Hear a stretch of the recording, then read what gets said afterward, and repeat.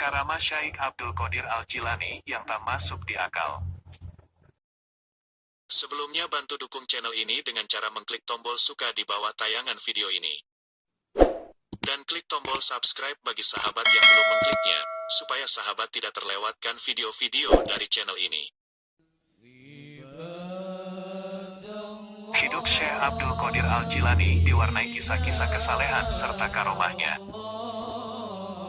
Pembantu Syekh Al-Jailani, Abu Abdillah Muhammad bin Abdul Fattah Al-Harawi bercerita, "Saya membantu Syekh Abdul Qadir selama 40 tahun. Bila sholat subuh dengan wudunya sholat isya. Jika ia berhadas segera berwudu dan salat sunat 2 rakaat. Setelah salat isya, ia berholwat dan tidak ada seorang pun yang dapat mengganggunya hingga terbit fajar. Beberapa kali Khalifah datang ke rumahnya namun tak pernah berhasil menemuinya." Pernyataan Ibnu Al-Fattah ini dikutip Imam Al-Syaroni dalam kitabnya yang berjudul Tabakat Al-Kubra. Selanjutnya Ibnu Al-Fattah menceritakan, "Saya pernah bermalam di rumah Syekh, dan saya melihat ia sholat sunat di awal malam dan berzikir hingga sepertiganya malam yang awal. Kemudian ia membaca, 'Al-Mu itu, dialah yang meliputi. Ar-Rabu, dialah yang membimbing. Asy-Syahidu, dialah zat yang menyaksikan sehingga tak ada satu barang pun yang gaib baginya. Al-Hasibu, dialah zat yang mencukupi dan memperhatikan segala hal yang telah diciptakannya dengan seteliti-telitinya. Al-Fa'lu, dialah zat yang maha mengerjakan.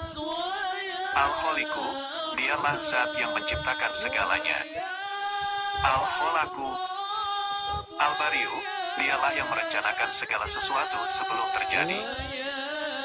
Al-Musawiru, dialah menciptakan segala bentuk dan rupa.'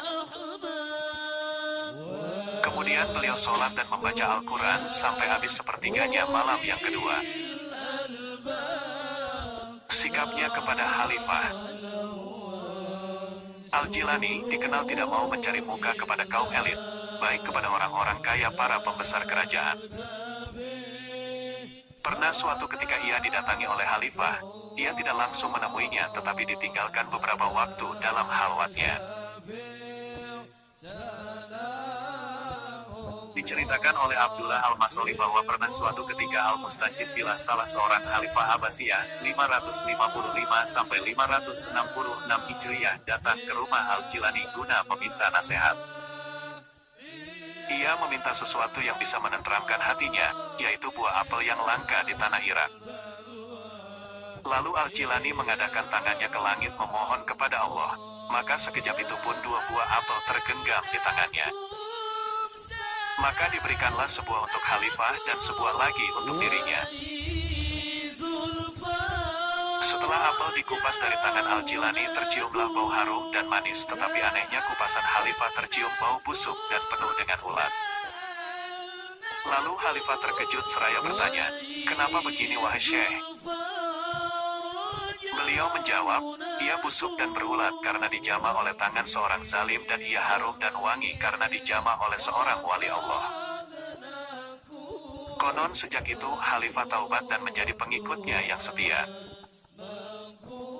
Al-Jilani benar-benar tidak takut akan murka Khalifah. Padahal, pada masa itu, jika seorang berani mencela perbuatan Khalifah, maka akan mendapat hukuman yang berat. Kisah lainnya, Abul Husain Ali Husni Natwi mengungkap dalam kitabnya Rijal Al-Fikri wa Dawah fil Islam. Dalam buku ini diceritakan ketika Khalifah Al-Muqtadi Liamrillah 467-487 Hijriyah mengangkat Abu Al-Wafa, Yahya bin Said bin Yahya Al-Mudafar untuk menjadi hakim, kadi, maka Al-Jilani menyerang habis-habisan dalam ceramahnya. "Engkau menjadi penguasa atas kaum muslimin dengan cara yang zalim. Apa tanggung jawabmu di sisi Allah di akhirat kelak?" Maka Khalifah pun mendadak menangis dan seketika itu juga Abu Al-Wafa dipecatnya. Sultannya para wali. Tentang karakteristiknya yang mulia ini, Al-Jilani mendapat julukan yang tinggi. Yusuf Al-Nabhani, dalam bukunya Jami'u Karomat Aulia menyebutnya sebagai sultannya para wali, Sultan Al-Aulia, dan imamnya para sufi, Imam Al-Asfiya. Demikian pula Izzuddin bin Abdussalam dan Ibnu Taimiyah, yang dinukil secara mutawatir mengatakan, bahwa Al-Jilani mempunyai banyak karomah melebihi para wali di masanya. Karomah itu ada kalanya digunakan untuk sesuatu yang luar biasa. Harik al-ada yang terjadi pada diri seseorang yang saleh atau wali sebagai anugerah dari Allah Subhanahu wa Ta'ala. Untuk menunjukkan ketinggian kedudukan orang tersebut di sisinya sebagaimana mukjizat para nabi. Para pengikutnya meyakini karomah Syekh Abdul Qadir Al-Jilani yang terpenting adalah menghidupkan hati dan jiwa yang mati. Menanamkan keimanan, menanamkan rasa takut kepada Allah Subhanahu wa Ta'ala, serta menyalakan jiwa untuk berbakti kepadanya. Secara metaforis disebutkan, Al-Syarani mengatakan bahwa ia tidak pernah dihinggapi lalat sebagaimana Rasulullah Shallallahu Alaihi Wasallam, karena kemuliaannya. Karomah Al-Jilani. Syekh Yusuf Ibnu Ismail Al-Nabhani dalam bukunya berjudul Jami'u Karomat Al-Aulia menyebutkan, pernah suatu ketika Al-Jilani sedang duduk dan hendak berwudu, tiba-tiba ada burung mengotorinya, maka seketika itu juga burung itu mati. Melihat keadaan itu maka Al-Jilani cepat-cepat membersihkan pakaiannya dan kemudian pakaian itu disedekahkan kepada fakir miskin sebagai tebusan burung yang mati. Seraya ia berkata, seandainya aku berdosa karena burung ini, maka pakaianku inilah sebagai tebusannya. Ia juga menghidupkan burung dan ayam yang sudah mati. Sedangkan Abu Ahmad Abdul Hamid dalam bukunya berjudul Jawahir Al-Asani, Al-Lujain Al-Dani mengutip Umar Usma Al-Sayrofi dan Abu Muhammad Abdul Haq Al-Harami. Mengatakan bahwa ia juga mempunyai kekuatan yang luar biasa. Bisa menaklukkan musuh dari jauh. Dengan kekuatan batinnya ia menangkap seorang dari kejauhan. Al-Nabhani masih dalam kitabnya yang berjudul Jami'u Karamat Al-Aulia, mencontohkan tentang apa yang dikisahkan Saraj tentang Abu Al-Mudaffar Al-Hasan. Al-Hasan adalah seorang pedagang besar Baghdad. Pada suatu ketika ia menghadap kepada Syekh Hamad Al-Dabasi, seorang tokoh besar dan guru tarekat Al-Jilani dengan maksud minta restu agar dalam berniaga mendapat keselamatan dan keuntungan. Tetapi Syekh Hamad tidak memperkenankan, karena akan ada bahaya maut dan perampok yang hendak menghabiskan barang dagangannya. Sepulang dari Syekh Hamad, pedagang tersebut bertemu Al-Jilani di tengah perjalanan. Maka diceritakanlah semua yang difatwakan oleh Syekh Hamad.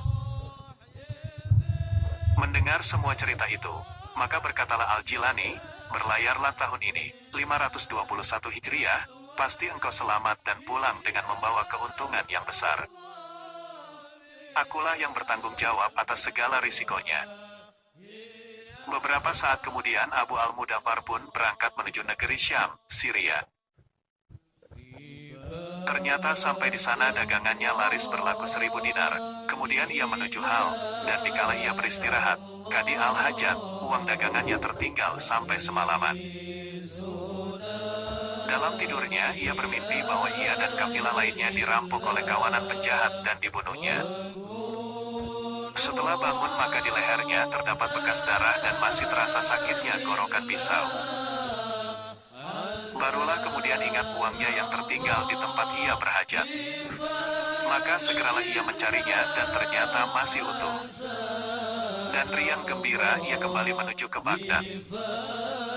Sesampainya di sana ia berkata dalam hatinya, apakah ia harus menemui Syekh Al-Dabas dulu, karena yang paling tua, atau Al-Jilani yang cocok fatwanya.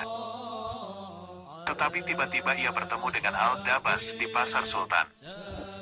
Kemudian Al-Dabas berkata, temuilah dulu Al-Jilani karena ia kekasih Tuhan, yang mendoakanmu sampai 17 kali sehingga bahaya maut yang semestinya menimpa dirimu benar-benar hanya engkau temui dalam mimpi saja. Begitu pula hartamu yang hilang sementara karena kelupaanmu. Lalu Abu Al-Mudafar menemui Al-Jailani. Sebelum ia, Al-Mudafar, mengutarakan segala sesuatunya, tiba-tiba Al-Jailani sudah mendahului pembicaraannya. Ia berkata, Al-Dabas mengatakan kepadamu bahwa aku mendoakanmu 17 kali. Demi Tuhan sungguh aku mendoakanmu sampai 70 kali hingga kau selamat dari bahaya. Demikianlah beberapa di antara karomah Al-Jilani. Cerita ini memang sulit untuk ditelaah secara rasional. Toh, banyak yang meyakini kebenarannya. Karomah memang masalah yang sublim dan luar biasa. Mukjizat dan karomah.